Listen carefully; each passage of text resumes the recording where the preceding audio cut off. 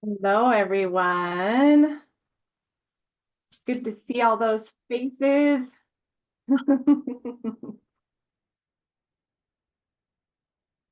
I hope everybody's getting ready for your holiday party, so we'll keep it quick today. Who's having a party? Well, it sounds like everybody's having some holiday parties this week. I don't know. Oh, we're so short-staffed, we'd have to party by ourselves. It'd be a party of two. Woo! That's what it would be here too. Huh, Bobby? We'll find a way. We'll party. Maybe Wherever we'll we join Curtis's party. Yeah, but Candace, it'll be a hell of a party, won't darn straight it will. I mentioned they'd be straight shots. Oh, no, we don't have that. No, you don't do it? It's been a long time since I've tried that. I ain't gonna do it again. that. I'd just like everybody to, enjoy some time together over food and drink, warm drinks, cold drinks, and just be happy and be healthy. Be healthy. We need that in our world. We do. Well, welcome everybody. I'm so excited to see you all. Thank you to the team that's been working alongside EDCC and this coalition and this initiative and effort. So I see a bunch of their faces on here too, and we'll introduce them. We have been getting, since our announcement of CO Align, we've been getting a lot of great questions, and we thought that it might just be helpful to have an informational webinar, kind of give you guys a little bit of the history and background of how this sucker started, bring you along with us because we've been at this since April of 23, and that we realize that along the way, we need to be able to share the story and successes that have helped us get to this point.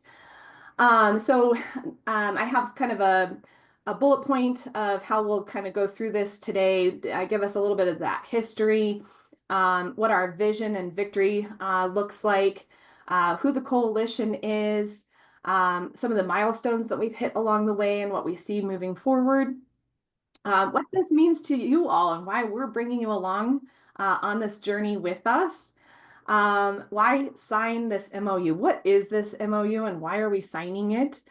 And then, kind of celebrate the ones that have come along with us in this journey and signed on already, and then answer any questions that you might have. So moving along. So this initiative really was born out of the opportunities that were presented to us during COVID. Back in January of 23, EDCC's board had a board retreat, and we did a SWOT analysis of the state of Colorado just to make sure that EDCC was out ahead of what those opportunities were, what some of those threats are that we were looking at the state, and then what were some of the weaknesses that we were seeing. And the one item that really bubbled to the top was that during COVID, we had so much unprecedented funding coming at us. We were all running around in circles, trying to get that funding, pull it together. We had a lot of winners and we had a lot of losers also at the same time. We had a lot of people stepping on toes.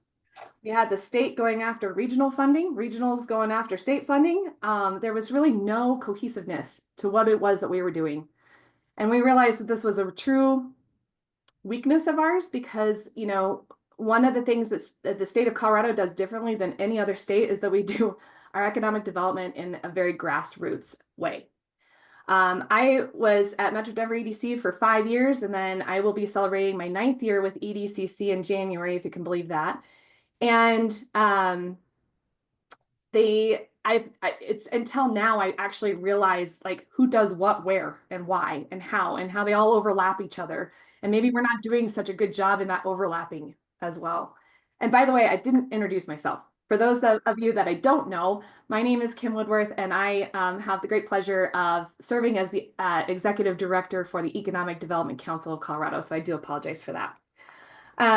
So going back, realizing that we have a real opportunity to really create some strategy for our state. I remember back at Metro Denver EDC days, listening to Tom Clark and Laura Brandt, and that we've never really had a strategy. In other states, their economic development is housed in their Department of Commerce.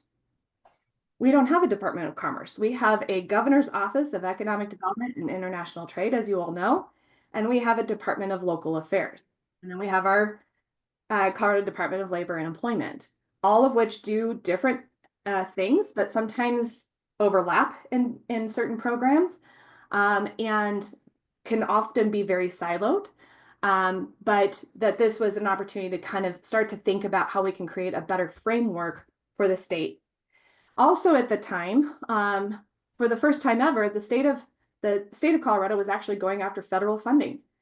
And the EDA, in order to go after federal funding, the state would have had to have a comprehensive economic development strategy, in which what we call a CEDS.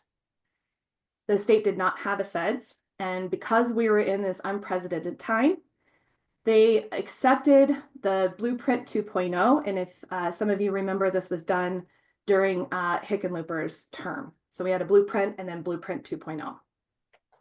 But they said if you were going to continue to try, to go after federal funding, which, if you can believe this, we never, as a state, went after federal funding. We were leaving lots of money on the table.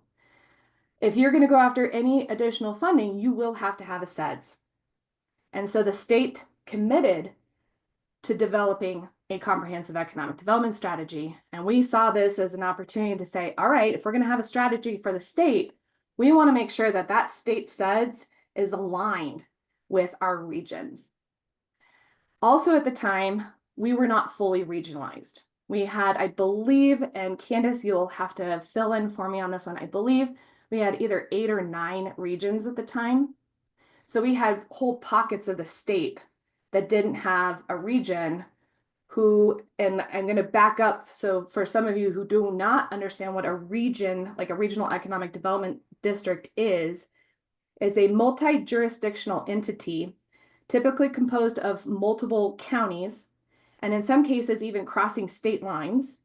They help lead a regionally driven, locally based economic development planning process by involving the public, the private, and the nonprofit sectors. Through this collaboration, the EDCCs create a strategic blueprint or roadmap for regional economic development known as the CEDS, or the Comprehensive Economic Development Strategy. And that's how they receive federal funding.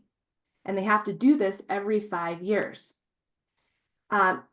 They can leverage that federal funding with local dollars to increase the impact of federal funding in their region. And this blueprint is regionally owned, and the plan provides a mechanism for which our individuals, organizations, governments, and private industry can engage in that conversation, right? And to develop the local needs and priorities for the region. So and ensure that the regional CEDS then feeds up to the state. So think of it as a bottom-up, top-down approach, and we're meeting at the middle, right? We had to make sure that the entire state was regionalized. And so hats off to the State Office of Economic Development for going into this process to help the state create 14 regions, and the 14 regions does match up with the Department of Local Affairs regional map. I am going to put in down here at the bottom is a link, but I will put a link into the regional map. If you are not aware of who your regions are, I recommend that you go to, if I can find chat, there it is. I recommend that you go to this website and check them out and check out who your regional district is and meet up with them, because in 2026, they will be going through another 5-year strategy plan. So those are the regions that just regionalized. Not much is going to change with their regional strategy, except for the EDA is asking to have a diversity, equity, and inclusion piece into those strategies. So there will be an addition to that. But for those that haven't updated their region, their SEDS, they will be going through that process. And that process will end, Candace, make me honest, September 30th of 2026. That's when they're due. Right. And so Candace, will you be starting the process in 2025 or 26? No, we'll probably start in 25. There's quite a bit of outreach to do within the regions. And then there's quite a bit of information to either gather or research and then apply to our own regional SEDS. Right. Okay. And so those SEDS, if you think about this, they are the boots on the ground, right? They are the ones that are meeting with all of you. They are really understanding and identifying the local priorities and needs. And then they're incorporating that into the regional SEDS. So this framework that we are trying to push through Colorado Align is to say now those regional priorities, those local priorities, will then feed up to the state and to the state SEDS. And so we want the state SEDS to incorporate those local priorities. What we see that will do is help us to ensure that our local needs and opportunities are outlined and raised in the state SEDS. And this alignment then will allow that state programs and incentives better reflect the local priorities, leading to more equitable distribution of funds, increasing our capacity, as well as a stronger regional and state economic competitiveness. We see this as being an opportunity that our state budget is so tight that we want to be making sure that we're creating policies and programs that truly get down to the local priorities and that we're distributing that funding more equitably across the state. Right now, as I think you all would agree with me, is that it feels like we're just shooting darts in the air and hoping something sticks, and money is just getting pushed into buckets and sitting there and not being accessible, especially to a lot of our rural communities, right? They don't have the capacity to access it, or it doesn't necessarily match the needs of their local priorities. So our vision, right? Our vision, our victory statement is that we are hoping that the governor and its cabinet, as well as our state legislature, will be advised by this strategy. I mean, this is our victory statement, and that we are creating programs and policies that meet the needs of the strategy. Now, how are we going to do that? Right? We can't just say, go do that. We have a new governor that will be coming into office soon. And it takes all of us to say, this is what we need and want in our state.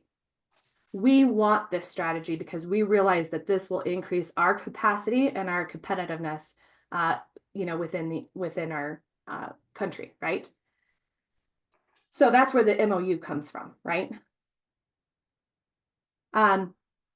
Who's behind this coalition? So when so the state got, we were one of 6 states that were awarded the opportunity to participate in the Center for Regional Economic Competitiveness. It's a mouthful.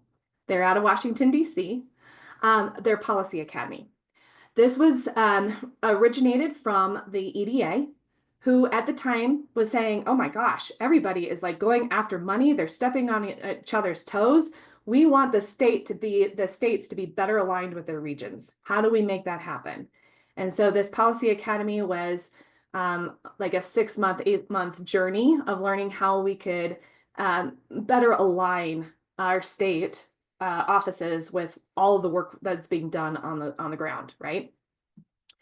They asked us to bring 4 core team leaders, and then we needed a home team. The 4 core team leaders at the time was myself, Greg Thomason, who was the Rural Opportunity Officer for Eastern Plains for OEDIT, Candace Payne, East Central Council of Governments, and she also had the Prairie Economic Development District there, and Trish Thibodeau with Region 10. And so we were making sure that we had the state voice as well as both the regional voices. And we were the ones that got to travel to, go through some of the work efforts and then bring it back to the home team. We were the only state that really pulled together our state entity, which was EDCC, CARO, which is our Association of Regional Organizations, our state leaders from OEDIT, DOLA, the CDLE, and CWDC. And as you can see, we have also all of our workforce and community college partners. This is a group that is starting to grow. And so if you are— We're doing good. Did you want to talk to the doctor? Oh, hey, Rachel, I'm going to mute you. Okay. We really pulled together. We are the only state that really pulled together our workforce partners and our economic development partners, because we do realize that that is a huge opportunity for our state to really create that collaboration between the two entities and start to maybe de-silo so much of what's happening in the two sectors, right? If this is something that you want to be a part of, please, reach out to me or Bobby and we'll get you on the list. We meet once a month. It is a great coalition of folks that is starting to grow, but this is what we started with. Sometimes you have to start small and nimble, so that you can get some work done and get moving forward. And then, as we start to move into our next initiatives, then, that's where some of the rubber meets the road, if you will. So some of the milestones that we've reached, like I said, we started in April of 23. We finished and completed our work with CREC in February and had a final report. And then we launched, so the initiative turned into CO Align Initiative, and we launched that at EDCC's conference this last October. We have established those regular meetings that I just mentioned. We have developed an internal and external communication strategy. So we were able to communicate internally with our home team, but then now we are outreaching to all of you. So this is the second part of this strategy, is really that external communication to you all. Identifying those resources that will help us sustain this for the long term. And create that MOU between all of our statewide organizations throughout the state to show that unified voice. And we have now created a landing page where that information can live. We've got a whole, logo that can, shares the brand. We want to map our ecosystem. As I mentioned, one of the things that was daunting to us. So first and foremost, I remember Candace and I and Trish and Greg looking at each other like, how are we going to bring everyone along with us on this? This is a lot, right? And then who are all these people that are in our ecosystem? And so we really do want to map out this ecosystem, because economic development is it's a broad term. It's a group of programs and policies that incorporate community development, economic development, the health and wellness of our workforce, skilled training, all of that. And so what does that look like, and who are all of those folks that we can be reaching out to? And then building that state consensus, it wasn't hard. Our State Department employees feel the same way. When we go through legislative session, there's a million, there's these great programs that come out of it, but it redirects their focus. And they would love to have a better opportunity to have focus, because once they gain traction with one program, then they're pushed on to the next, to another program. And this helps our state departments be more focused and more strategically driven, and their strategies to also be aligned with the state and local priorities, so that we are, all coming together and collaborating. But it also helps us stay along with them. I don't know about you guys, but during COVID, it was like things were changing so fast, it was hard to stay out in front of it. And it continues to be that way. So that is what our hope is that it kind of calms that down and helps everybody get focused and aligned. I mean, we all have to do it for our own organizations. We should help our state do it as well. So what does this mean to you all, and why we're bringing you along in our journey? Again, your local priorities are being embedded in these regional strategies. So we want to make sure that you are part of those conversations, and you're part of that deliberate intention to, bring everybody together to identify those local priorities. We're making sure that those local priorities are meeting the state SEDS and those aligning programs and policies and incentives. But we're also making sure that that funding is becoming more equitably distributed across the state of Colorado. We know that if we have regional collaboration, it will help secure larger funding opportunities. You know, you have one pot of money. If you're going to divide it by 100, then you've really diluted the impact that it can make. But what if we could have a larger regional approach where we can have a larger pool of funding that then we can leverage with federal and state dollars? Now we're talking about a larger group of, or a larger pot of funding that is going to make a bigger impact across our regions. And we all know that if we have those strategic partnerships and that we're aligning ourselves with our regional partners, that we have a larger voice and we're not being left out, right? That I know that it's hard, especially in some of our rural communities, to bring our elected officials along, to bring you know, our communities together to say, we're going to partner with our neighbors. Because remember, businesses don't see borders. Our workforce doesn't see borders. So we shouldn't see borders either. Coming together as a region and addressing those complex challenges that really do affect our regions. So why sign it, right? Why are you signing on to this? Again, we want to demonstrate that solidarity, that this is a peer-led initiative. This is not a governor-led initiative. This is a peer-led initiative. Now, our governor has come along with us and supported us on this. And we have our state departments that have also come along with us. So we've got CDLE, DOLA, OEDIT, Office of Information Technology, and we're working on the Energy Office, and we're working on other offices as we start to pull all of this together, right?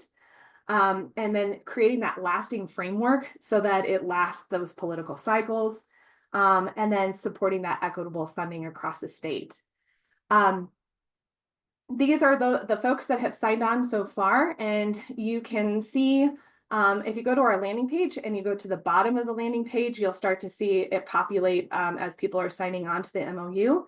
You can see that we've got everyone from, you know, consultants and individuals to state-wide organizations and economic development organizations signing on, and it's growing every day, and we invite you all to sign on with us. And please remember that this is a non-binding agreement. It doesn't require legal entities. This is just an agreement that we all agree that we need a strategy and that we need to be able to access federal funding from a state level down to the regional level and leverage. So with that, I will stop talking. This is our Q&A section, and Candace, Candace and Flo, I'm going through my Beth, you're on the committee, some of our board members, but if there's anything else you would like to mention that I did not.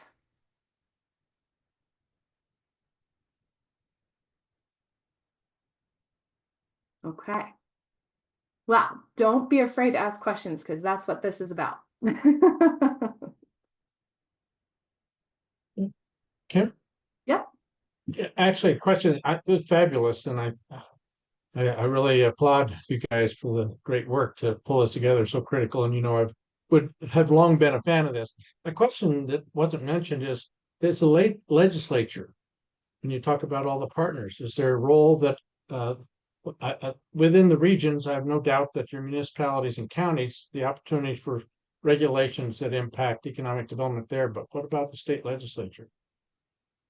So that's, you know, we are really hoping that as we roll this out and that folks are educated and being able to, you know, educate their state legislators, that starts to roll up. I mean, of course, from EDCC's perspective and policy, we will be doing that as well. But we're also hoping that as you're signing on, that you would be able to reach out to your legislators as well as your elected officials to, you know, bring them along the journey. Again, everything that we do in economic development is an educational opportunity. So especially with our elected officials who change over every 4 years. So it's continual, you know. Makes sense. Yeah. It is continual. You're right. Thank you. There was one question that I did want to address that came to us about a week ago, and I thought that was a really good point that was made. you know, we have folks who are regionally, you know, they might not be a regional district where they're getting funding from, you know, federal funding, but that they are a regional district, like a Denver South or a Metro Denver EDC or a Colorado Springs Chamber EDC, right? Or GJEP. But that if you see, like, this should not hinder your strategies, especially if you are responding to economic changes that are happening. You should be able to, you know, respond to those economic changes at any time.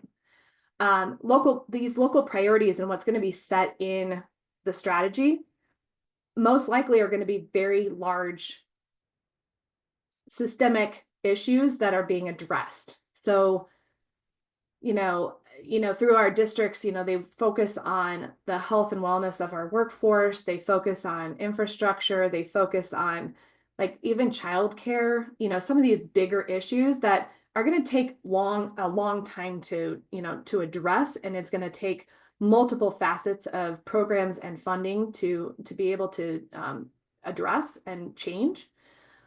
But if it's a short-term economic spend or turn that you need to address right away, maybe it's transportation or something like that, you should always have, this does not affect those your capabilities of being able to do that. It's just saying that we want our state to have a better strategy and framework and how we roll out these larger programs.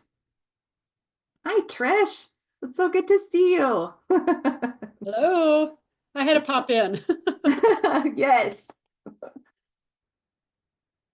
Any other questions? Hey, Kim, Steve Art, City of Wheat Ridge, with a quick question. What's the status of the SEDS right now? I don't believe it's done, correct? That is correct. So, And time frame? Yeah, we just got an update yesterday from Meredith Marshall. So they will have something for the Colorado Association of Regional Organizations to look at by January. And then there will be an opportunity for feedback. But the goal is to have something by Q2, I believe, of next year. So by signing this, we're not signing on approving the SEDS. We're just approving the concept to form the SEDS and have it advanced forward. I mean, what's signing this do right now without having a SEDS in place? What this is saying is that we are telling, because what is it for the state? So let's say the new governor takes office in 2026 and has priorities that are not being addressed in the SEDS. So what we want as our victory is for the governor to be advised by the SEDS and understand what the local priorities are needed, and creating programs that most likely align with what the governor is running off of, you know, but also aligning it better to those local priorities. So what we want is to make sure that if the SEDS is being held in the governor's office of Economic Development and International Trade, what's to say that that SEDS doesn't change to be part of the governor's priorities? And so we're asking that the SEDS is being advised by the regional SEDS, and that we start to align our programs more focused on our local priorities. I hope I answered that. Yeah, I'm okay with that answer. Okay. Kim, Emily put in the chat, she wanted to know what we had more ideas about the local funding. And I think that would be one of the things we really don't know, potentially, like you were just answering Steve's question. I think we don't know that yet. We just hope that it actually meets our needs instead of is just a creation of a program or funding that maybe only meets the needs of one or two places or regions, not more of a statewide impact. Right. And, you know, that's what we hope as we move forward. And I do apologize. I did something to my screen, so I am seeing all of your faces and not my screen. So if, let me stop share and redo that. Moving forward, as we create this, you know, that we move this initiative forward, and what are some of those, the work that we're being done. I'm going to use an example of a program that came out of the state legislature this last session and how it somewhat overlapped the SEDS already. And how can we take the information going through those, through the fact finding and informational sessions, how do we take that information and incorporate it back into the SEDS? So for instance, CDLE and CWDC, they have a talent pipeline, framework report, right? That a lot of our workforce programs are derived from. But now we'll have this statewide SEDS that also has directive of economic development programs. How do we make sure that that information from the talent pipeline report and the strategy gets over to the SEDS, and that we're incorporating those practices and collaborating between the two programs, making sure that we identify that the workforce partners are going to be doing this workforce work, and so let them do that work. The economic development partners, they're going to do this work and let them do that work. But then we make sure that we cross collaborate to make sure that we, one, have reduced any redundancy or overlap, but that it's complementing. And now, how can you think about that from a local perspective? How can I love to use Grand Junction as a great example. They have, there are 3 entities. They've got their chamber, they've got their economic partnership, and they have their incubator. They have an MOU between all 3 of them to just say, here's the chamber's perspective, and this is what they're going to focus on, which is business retention and expansion. And once it gets to expansion into new buildings, that's when GGEP starts to take over. But then GGEP is really focused on marketing and attraction, and bringing in the new business into the community. And then the incubator is really focused on, obviously, that innovation and entrepreneurship. Now they have those 3 sets of investors that now really know what they're investing in, and it creates clarity within the community of what it is that they're doing. But then it also increases their capacity, because now they're just focused on that work and not trying to dip into other work, right? And creating redundancy. So there's some, real clear pillars, but then there's a really good collaboration between the 3 organizations. Now, that's what we're trying to do at a state level, basically.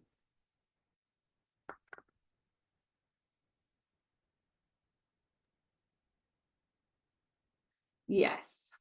And Candace, go ahead and remark to that. That would be great. Do you want to, Candace, yeah, thank you. Yeah, each region, the question in the chat from Gunnison Chamber was, who leads the region? And the regions are led by their own executive director. So like, for instance, Region 9 is led by Laura Lewis Marchino, and Region 10 is led by Michelle Haynes. I lead the COG and Eastern Plains. And then there are various ones all over the state. And some of them will have all of them have a governing board, and then those governing boards are made up of business members, maybe your county commissioners, your town council members, or municipalities. So there's a variety of representation within each board on each COG. And then that's what actually develops and chooses the input for the SEDS. Flo, do you want to join in on that comment as well? Yeah, I think the question is more is who do the regions report to? And if they're a designated economic development district, their reporting entity would be the Economic Development Administration at the federal level. They do not report to OEDIT. No, they're independent, but they are formed and technically funded partially by EDA. That's right. Does that help answer the question for Gunnison? Yes? Okay.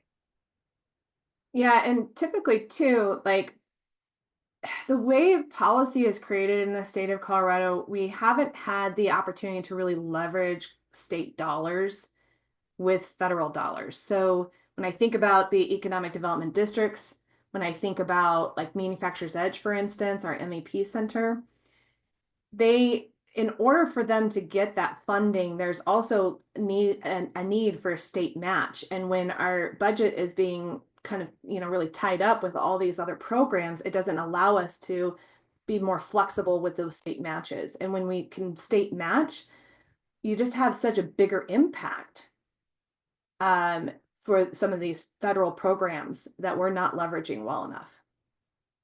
So if through this strategy, we're hoping that that really starts to come into play better.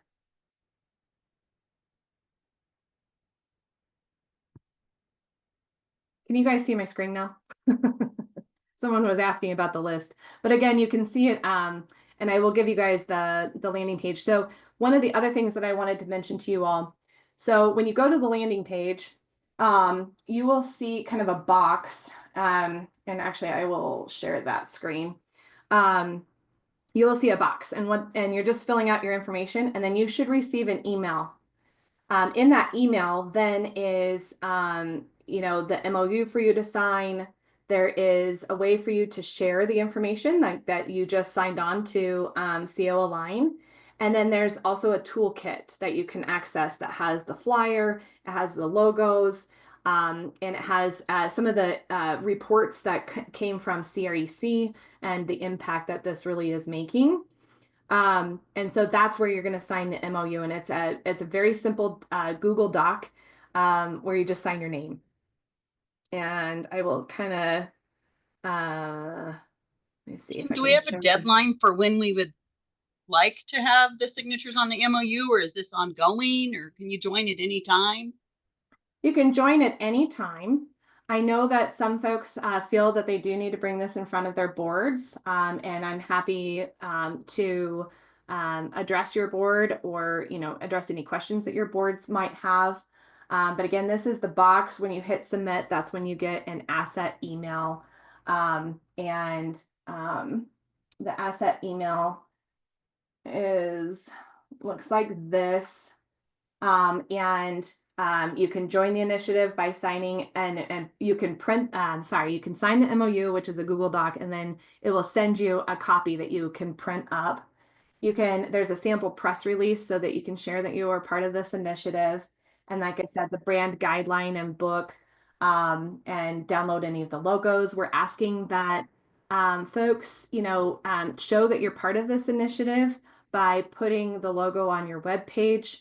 And saying if you need more information or if you'd like more information about this initiative, click here and then click to the landing page. So all of that information is in the guidebook here. I hope that addresses any questions, but I can, certainly be happy to jump on any calls to address any questions that people might have.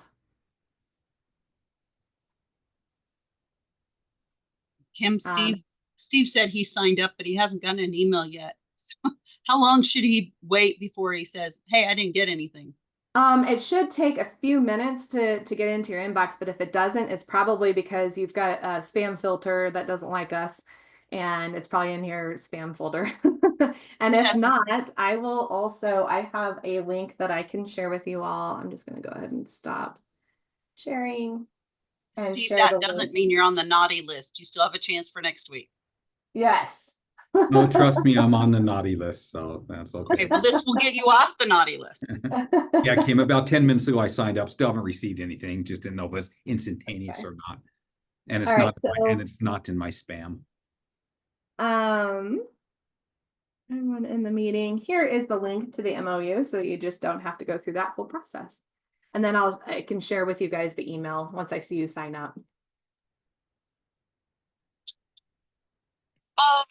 Maybe to tuck you in or something.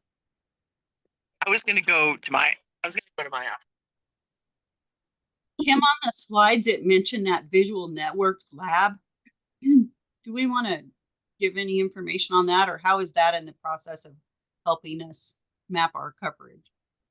Yeah, so we were hoping to be able to secure a contract with Visible Network Labs, which is basically a very cool mapping program that did I freeze? No? Okay, I look frozen. So anyway, it helps map your network, and it is a very cool software. We might not be able to find the funds to secure that at this moment, but there are other opportunities.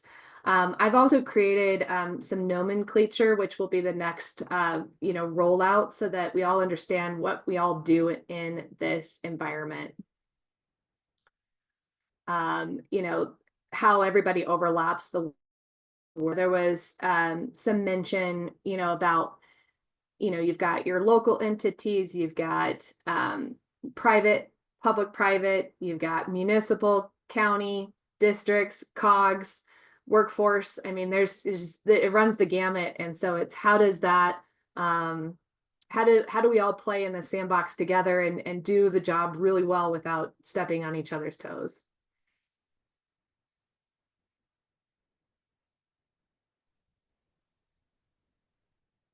Any other thoughts, questions? Right. The other thing we're going to be doing, so we are recording this. So we will put this on the landing page. So if you do have any other folks that are wanting this information, they can listen to this webinar and hopefully answer any questions that they might have.